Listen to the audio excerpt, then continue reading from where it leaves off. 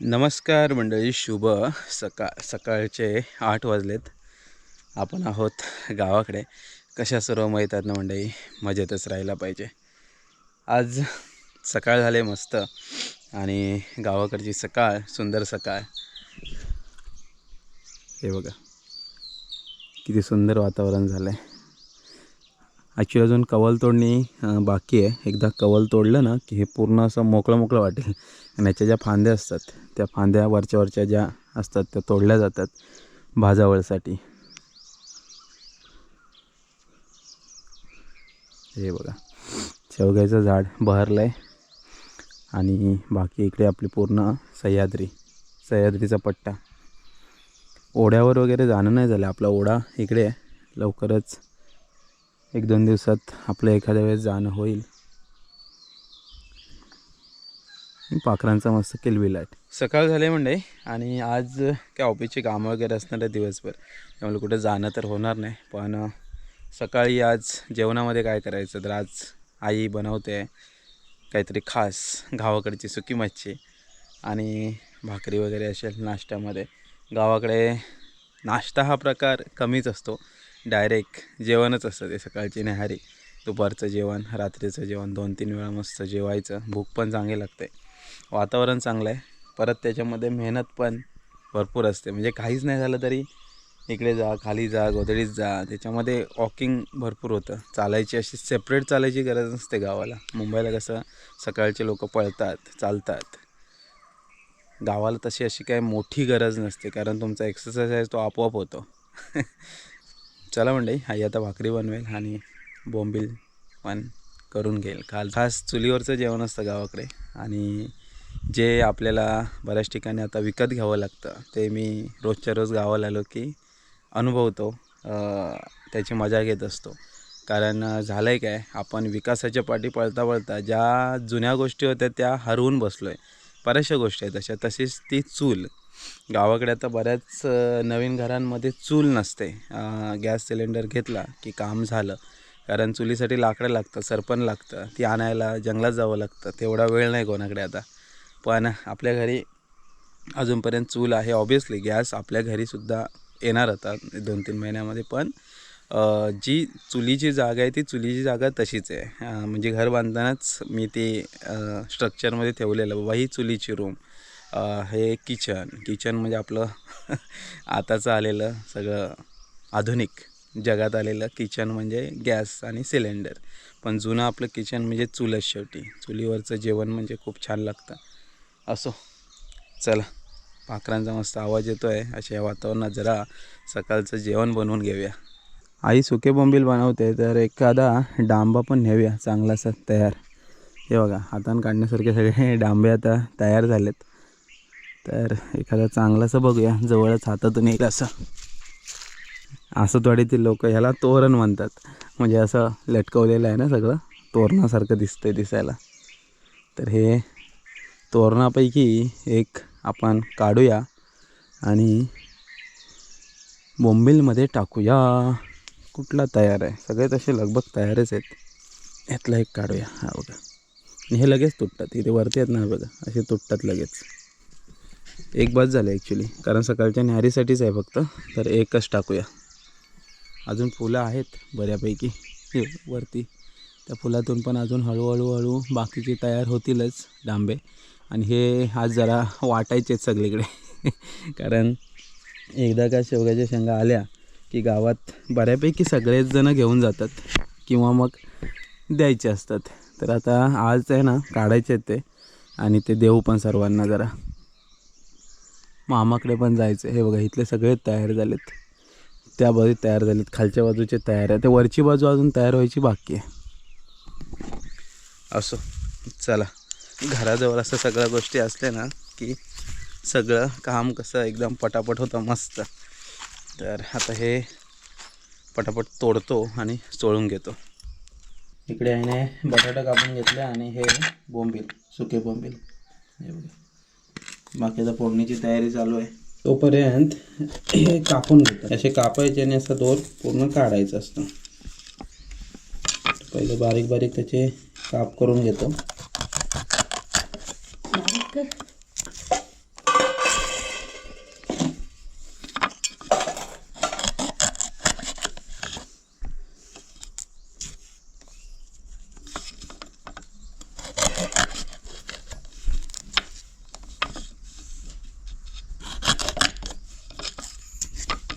आता हे जे कापून झालेत ना तर त्याचे हे धागे बघा हे दिसतात ना, हे सगळे काढून टाकायचं. निघतात, पटकन निघतात, असं काय त्याचा टास्क नाही मोठा. ते काढून टाकायचे असे. हे बघा ऑलरेडी कापताना पण बऱ्यापैकी निघतात, पण बाकीचे राहिले गेलेले आहे. असं काढलं की मग ते भाजीत टाकायला मोकळं. हे बघा अशा प्रकारे हे डांबे शेवग्याच्या शेंगा सोलून झालेत छान. आणि हे वरचे जे धागे म्हणत होतो ना मी, त्याचे धागे काढून टाकायचे. चला, ही गावाकडची चूल, गावाकडची आई.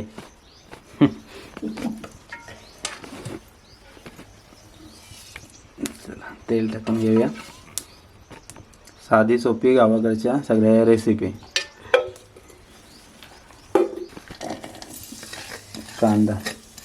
कांद्याने लसूण.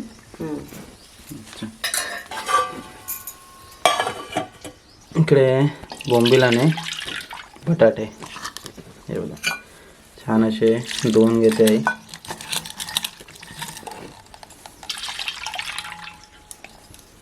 न्याहारीला पुरेल एवढेच घेतलंय. दुपारला वेगळी भाजी. हे डांबे आहेत ना, हे नंतर टाकायचे ना, हे कड आल्यावर. फोडणीत नाही टाकायचे, नाही तर ते पूर्ण एकदम शिजून त्याचं हे सगळं निघून जाईल. गावाला म्हणतात शिजून मॅन होईल त्याचं. मॅन म्हणजे जास्त शिजतील, त्यामुळे फक्त कडावर टाकायचे यांना.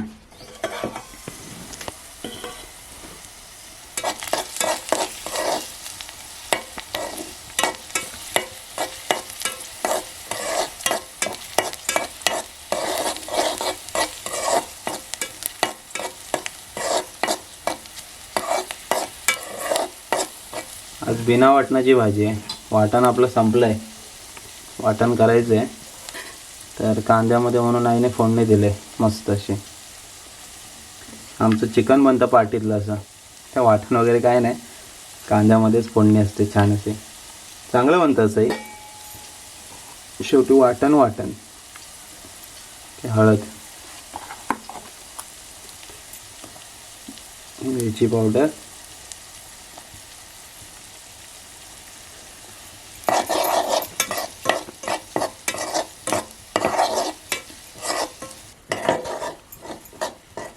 बोंबील आहेत की आणायला लागतील. काय काय मच्छी आहे सुकी आपल्याकडे आता?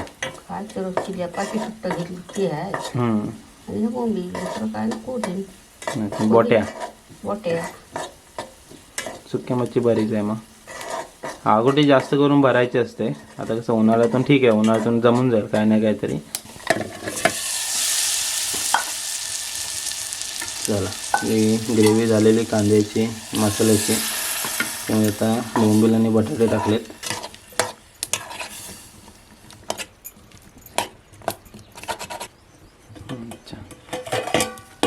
कोकम आपल्याला नंतर टाकायचं आहे, कारण बटाटा शिजत नाही. बटाटा नाही शिजत. तर बटाटा जरा शिजला चांगला की मग कोकम टाकू. तोपर्यंत मीठ टाकून घेऊया.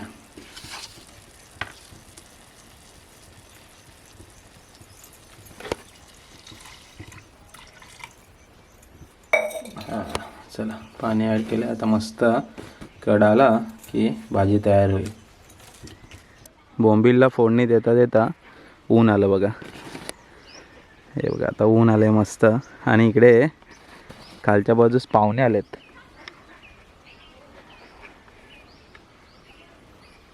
वानर आलेत, वानर.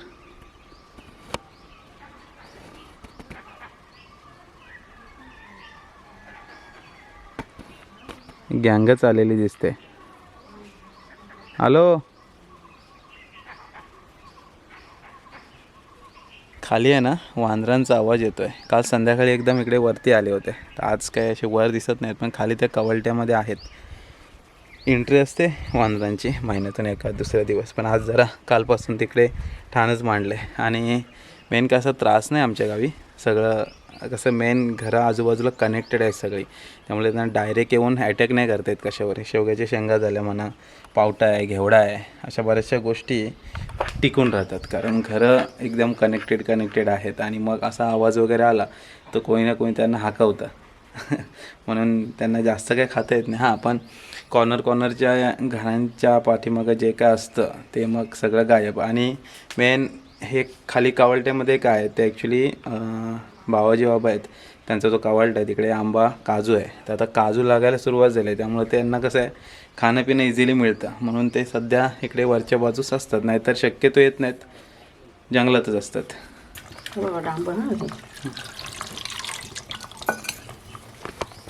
काळ मस्त आला आहे.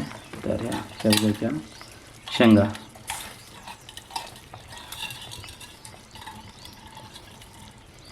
कोकम. ओके. आणि हे कोकम उशीर टाकायचं कारण बटाटा टाकलेला असतो. बटाटा असेल तर हे लेटच टाकायचं, नाही तर बटाटा थोडा वातड राहतो, शिजत नाही चांगला. आता चांगला कळाला एक 5-1 मिनटात की आपली बोंबीलची जी सकाळची रेसिपी आहे मस्त बोंबील मसाला तयार होईल. आणि मग तांदळाची भाकरी न्याहारी करूया मस्त. चुलीचा फायदा बघा, आता ते बोंबील तिकडे गेले, या बाजूला भाकरी भाजते ना, आता या बाजूला भाकरी भाजायला गेली. म्हणजे कसं दोन्ही गोष्टी एकदम असा जरा क्रॉसला लाकडं लावली की तिकडे पण इस्तो चांगली जाते. ते दिसते का इस्तो, तिकडे पण इस्तो जाईल आणि इकडे भाकरी पण होईल. दोन्ही कामं एकदम. अरे सिमेंटच्या चुलीपेक्षा मातीचीच चूल बरी नाही? हां मातीची बरी बाबा. आणि जरा हे त्याचं तोंड पण चांगलं असतं, लाकडं लागतात. त्यामुळे शक्यतो चूल घेताना ती दिसते चांगली सिमेंटची, पण मातीचीच घ्या. मातीच्या चुलीचे फायदे आहेत. चूल शेवटी मातीचीच ना, किती म्हटलं तरी नाही.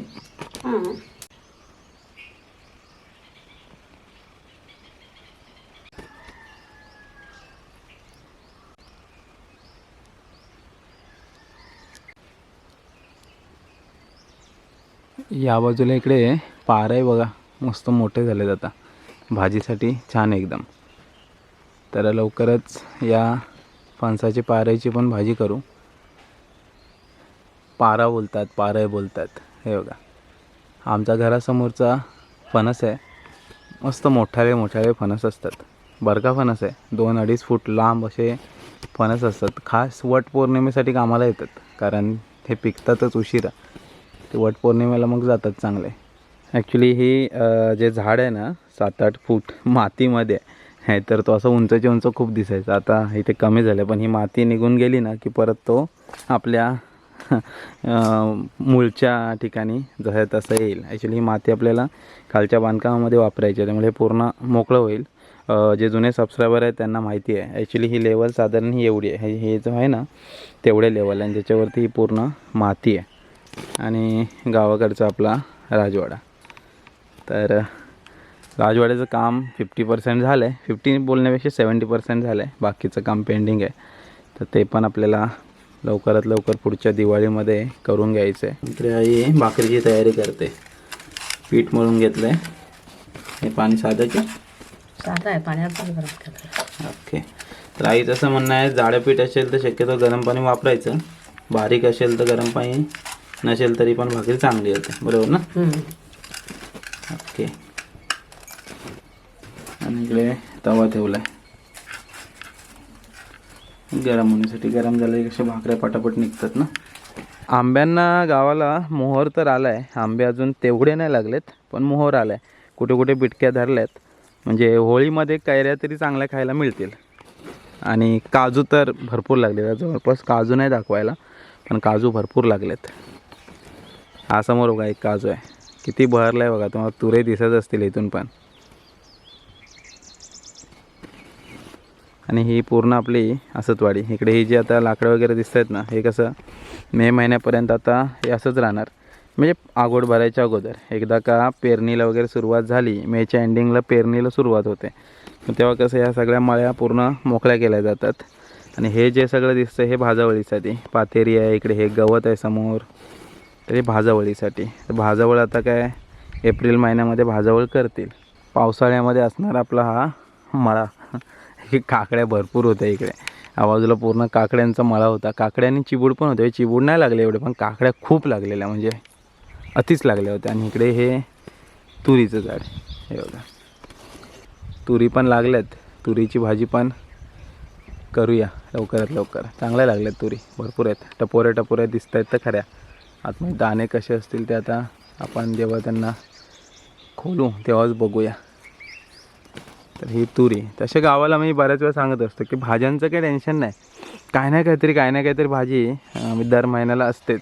आणि गावाला जे परसावण असतं ना, ते परसावण याच कारणाने खूप इम्पॉर्टंट असतं, कारण या परसावनामध्ये बऱ्याच प्रकारच्या भाज्या म्हणा, त्याच्यानंतर मिरची, टोमॅटो, वांगी अशा प्रकारच्या बऱ्याच गोष्टी असतात, प्रत्येकाच्या परसावनामध्ये असतात.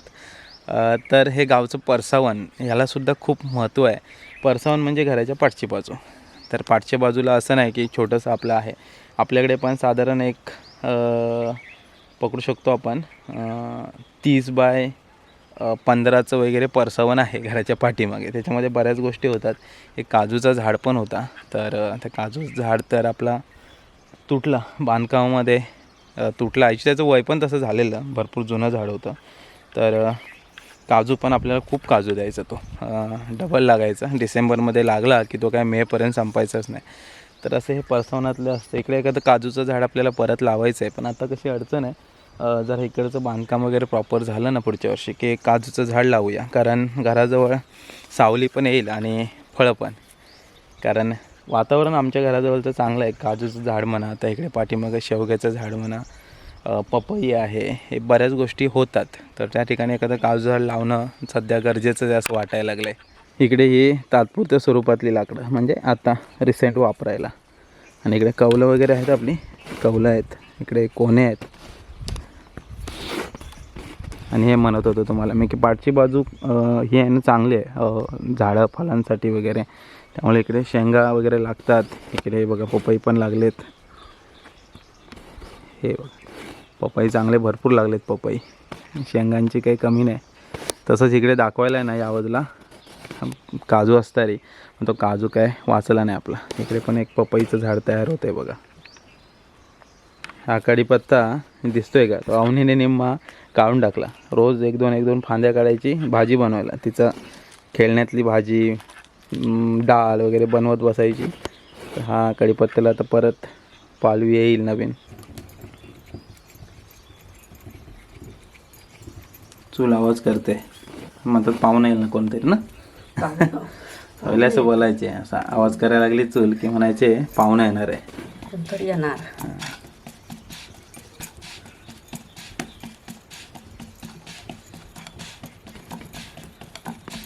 चला मस्त भाकरी झाली की तोपर्यंत इकडे भाजी तर तयार होतेच. इकडे गावाकडची साधी सोपी पद्धत. बऱ्याच जणांना भाकरी वळताना प्रॉब्लेम होतो. तर आईचं कसं आहे, छान भाकरी करते, नरम भाकरी असतात एकदम. बऱ्याच जणांचे कमेंट येतात की नरम भाकरी कशी होते, तर एकच आई म्हणाली जाडं पीठ असेल तर गरम पाणी वापरावं. बाकी शेवटी पीठ मळण्याची पण कला असते. आता वर्षानुवर्ष ज्याच्या हाताला जमतं त्याला जमतं.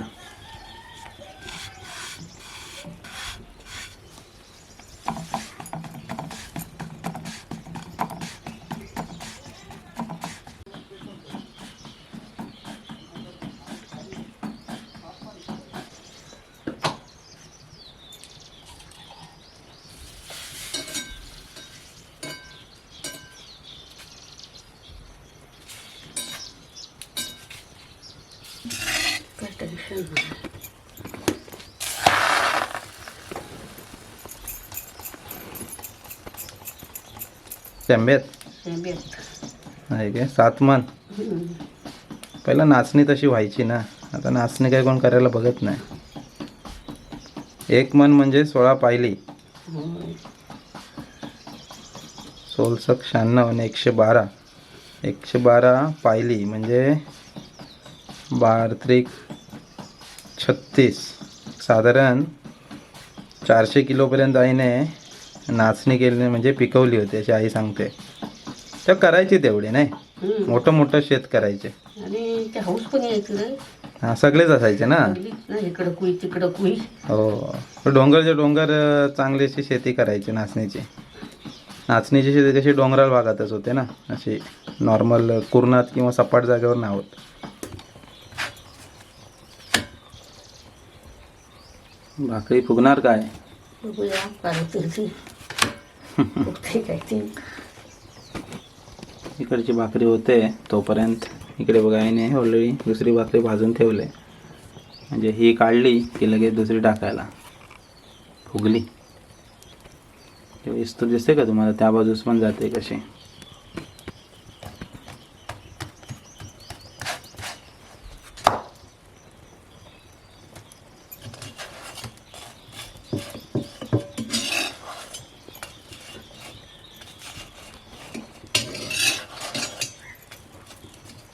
चला मस्त भाकरी तयार झाल्या बघा, फुगले छान असे.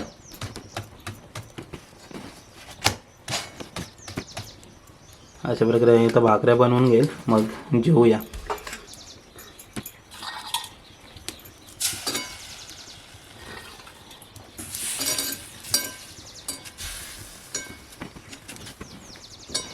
चला मंडळी, भाकरी होते. तर काय काय गोष्टी आयुष्यामध्ये विचारपूर्वक केल्या ना तर खूप फायदा होतो. जसं की आपला कट्टा, हा जो कट्टा दिसतोय ना, तर कट्ट्यावरती असं सकाळचं वगैरे बसायला आहे ना बरं वाटतं. संध्याकाळचं या बाजूने ऊन येतं, पण पलीकडेची बाजू आहे तिकडे मग बसू शकतो आपण. आणि इथे खास गोष्ट या कट्ट्याची म्हणजे काय माहिती आहे का, इथे नेटवर्क खूप चांगलं येतं. म्हणजे वरती टेरेसवरती तर आपल्या आहेच, पण खाली आहे ना, हा जो कोपरा आहे, म्हणजे जुनं घर होतं ना तेव्हा पण हे पाठी जास्वंदीचं झाड दिसतंय तुम्हाला, तर हा आपला नेटवर्क पॉईंट होता. इथेच आपला मोबाईल असायचा बऱ्याच वेळा. तर इथे जरी असं निवांत बसलात तरी नेटवर्क खूप चांगलं येतं आणि व्ह्यू चांगला आहे, शांतता असते. इथून पूर्ण खालचा परिसर दिसतो, त्यामुळं इथे बसायला असं सकाळी चहा वगैरे पिणं असो किंवा उठल्या उठल्या जर आपण शांत बसतो ना का गावाकडे 10-15 मिनटं, तर मी शक्यतो उठलो की इथे कट्ट्यावरती येऊन बसतो. आपला निवांत बसला की नंतर मग ब्रश वगैरे केला, चहा वगैरे प्यायली की मस्त वाटतं. आणि आता ऑफिसचे जेव्हा कामं असतं तेव्हा लॅपटॉप घेऊन बऱ्याच वेळा इथेच असतो. चार्जिंग संपली की आतमध्ये, पण जेव्हापर्यंत चार्जिंग आहे तोपर्यंत इथेच असतो. इथेच थोडीफार कामं करायची, मस्त वाटतं. असं म्हणजे घर बांधताना काही काही गोष्टींची जर आपण नोट करून घर केलं ना तर चांगलं आहे. गावाकडे कसं जागा असते आपल्याकडे आणि त्याच्यामध्ये आपण गावाकडचं घर हे गावाकडच्या घरासारखं बनवलं ना तर अजून छान वाटतं. तर आता ॲक्च्युली ही डिझाईन आपली पूर्ण झालेली नाही घराची, जस्ट खालचा पट्टा झाला आहे, वरचा अजून पेंडिंग आहे. वरचं झाल्यावरती घराला अजून छान लुक येईल. हळूहळू करूया, आयुष्यात काही धावपळ करत बसायचं नाही, सगळ्या गोष्टी होतात, फक्त सबुरी हवी. सबर का फल मिठा होता आहे, तसं आहे. बाकी काय, आपल्या आईवडिलांचा आशीर्वाद आहे, गणपती बाप्पांचा आशीर्वाद आहे. आपली मेहनत करत राहायचं, देव तर आपल्यासोबत असणारच आहे सर, प्रत्येक वेळी असणार आहेत. पण मेहनतीशिवाय पर्याय नाही. शॉर्टकट कधी आयुष्यात मारायला जाऊ नका, मेहनत करा, फळ तुमच्यापर्यंत नक्की येईल. जास्वंदीला पण काळे आल्यात ह्या बघा, ह्या संध्याकाळपर्यंत होतील चांगलं एकदम, संध्याकाळी फुलं होतील त्याची. दिसतंय का इकडे काळे आहेत. तर हे जास्वंदीचं झाड खूप इम्पॉर्टंट आहे. माझे नेटवर्क पॉईंट मी मगाशी म्हणत होतो ना, तर हे जास्वंदीचं झाड, त्याच्यानंतर इथे एक आपटा होता तो तोडला आम्ही. हा दिसतोय का आपट्याचं झाड, तर आपटा होता. त्याच्यानंतर ते समोर कढीपत्त्याचं झाड आहे. हे सगळे नेटवर्क पॉईंट, इकडे नेटवर्क यायची चांगली. खालचा भाग तुम्हाला मी कट्टा म्हणत होतो, नंतर हा कट्टा बघा, घरातून बाहेर पडला की आपला असा कट्टा आहे बसायला. तर तो जो तिकडचा कट्टा आहे ना, इथे जास्त बसणं असतं या बाजूला. इथून पूर्ण व्ह्यू दिसतो आपल्याला. इकडचा गोधडीचा जो व्ह्यू आहे, गोधडी म्हणजे खालचा भाग वाडीचा, गोधडी बोलतात त्याला. तिकडचा सगळा व्ह्यू, इकडे पाखरं वगैरे येऊन या पेरूवरती पेरू खात असतात. बाकी बरेचसे पक्षी इकडे ओरडत असतात. सगळा व्ह्यू इथून पाहता येतो. सकाळचे 9 वाजायला आलेत आणि आता एडिटिंग माझी अजून चालू आहे, कारण आजचा व्हिडिओ अजून एक्सपोर्ट नाही केला आहे. तर आज व्हिडिओ संध्याकाळी येईल. तर आता कसं 9-9:30पर्यंत एडिटिंग, त्याच्यानंतर परत ऑफिसची कामं, एडिटिंग, असं मिक्स सगळं काम चालू असतं. तर हा आपला फिल्मोरा सॉफ्टवेअर. तर ही फाईल कसं टाकून रेंडर करून ठेवावी लागते. सकाळी उठलो ना की रेंडरला ठेवतो आणि त्याच्यानंतर मग एडिटिंग किंवा रात्री एडिटिंग असं काही मिक्सर चालू असतं. असं गावाकडचं बिझी शेड्यूल असतं. म्हणजे एडिटिंग, शूट, ऑफिसची कामं, आईसोबतचा वेळ, असं सगळ्या गोष्टी निवांत हँडल करायच्या असतात. सकाळचं गावाकडचं हे शेड्यूल असतं. शक्यतो मी लवकरच उठतो, सकाळी 6 वाजेपर्यंत तरी उठतो. 6 वाजता उठलं, फ्रेश वगैरे झालं, पाणी कसं आमच्याकडे एक दिवस आड करून पाणी येतं प्यायचं, तर ते पाणी वगैरे भरलं की त्याच्यानंतर मग असं जरा एडिटिंग किंवा अपलोडिंग, टायटल, थंबनेल हे सगळं देण्याची कामं सुरू असतात. आणि त्याच्यानंतर मग 9-9:30 वाजले, सकाळची न्याहारी आणि मग ऑफिसच्या कामाला सुरुवात. तर ऑफिसचे कामं कसे मग दुपारपर्यंत जरा जोरदार असतात. दुपारनंतर मग लंच टाईम वगैरे झालं की त्याच्यानंतर शक्यतो मी थोडा मोकळा असतो. मग संध्याकाळी थोडी कामं असतात, त्यामुळे मग दुपारच्या वेळेत फावला वेळ असतो, तेव्हा मग थोडंसं फिरणं वगैरे असतं. तर चला मंडळी, आता जरा नेहारी करून घेऊया. भाकरी तर मगाशी जायची झाले, तर मगापासून आवाज देते, पण म्हटलं जरा कामं उरकतो, कारण आता ही फाईल एक्सपोर्ट करायला 2.5-3 तास जातील परत. त्यामुळं मग तो जो टाईम मॅच करायचा आहे ना, ते जमलं पाहिजे, नाही तर मग सगळं गणित गणतात. जर एक्सपोर्ट नाही वेळेवर झाला तर मग रात्री परत व्हिडिओ अपलोड करायला वेळ होतो. आणि रात्री आहे ना 12 ते सकाळी 6 ह्या टायमिंगला नेटवर्कचा स्पीड म्हणजे मोबाईलचा साधारण 1 ते 1.5 MBPS आपल्याला मिळतो. आणि तोच दिवसाचा म्हणजे आत्ता साधारण 9:30 वाजलेत ना, आता तो स्पीड आहे तो साधारण 350-400 kbps जातो. तर एवढा स्पीड कमी होतो. आणि मग दुपार जशी होते ना 12-1, तो मग 150-200 kbps वरती येतो. मग तो अपलोडिंग स्पीड कमी होतो. सर्फिंग करायचं असेल तुम्हाला म्हणजे काय प्रॉब्लेम नाही. बऱ्याच जणांचे ह्या कमेंट्स असतात, नेटवर्क नाही मग ऑफिसची कामं कशी करतो. तर मी अपलोडिंग स्पीड सांगतो आहे तुम्हाला. सर्फिंगसाठी 100-150 kbpsचा जरी स्पीड आपल्याला मिळाला ना, तरी जेव्हा आमचं काम म्हणजे काय असतं, नोकरी शाईन या पोर्टलवरती काम असतं, तर तो पोर्टल्स ओपन होतात. जीमेल किंवा व्हॉट्सअप, तुम्हाला यूट्यूब बघायचं असेल, सगळं काही ओपन होतं. फक्त अपलोडिंगसाठी जो हाय स्पीड लागतो ना, तो रात्री चांगला असतो, दिवसाचा एवढा मिळत नाही.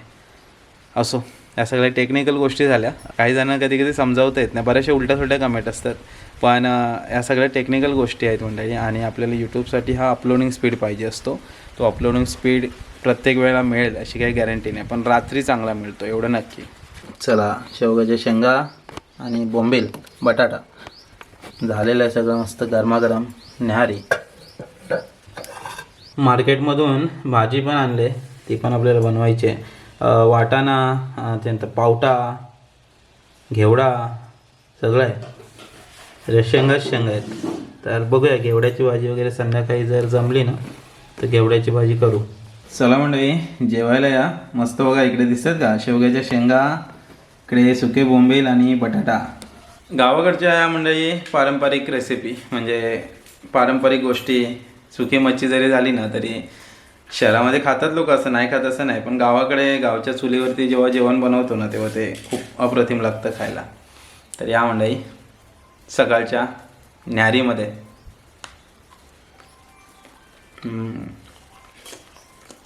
मस्त झालं आहे. आणि कांद्यामध्ये आज बनवली आहे मच्छी अप्रतिम. त्यासोबत आहे ना शेवग्याच्या शेंगा, त्यामुळे त्याची चव आहे ती अजूनच वाढली. शेवग्याच्या शेंगा कोणाकोणाला आवडतात नक्की कमेंट करून सांगा. आता शक्यतो आमच्या प्रत्येक जेवणामध्ये शेवग्याच्या शेंगा असणारच आहेत.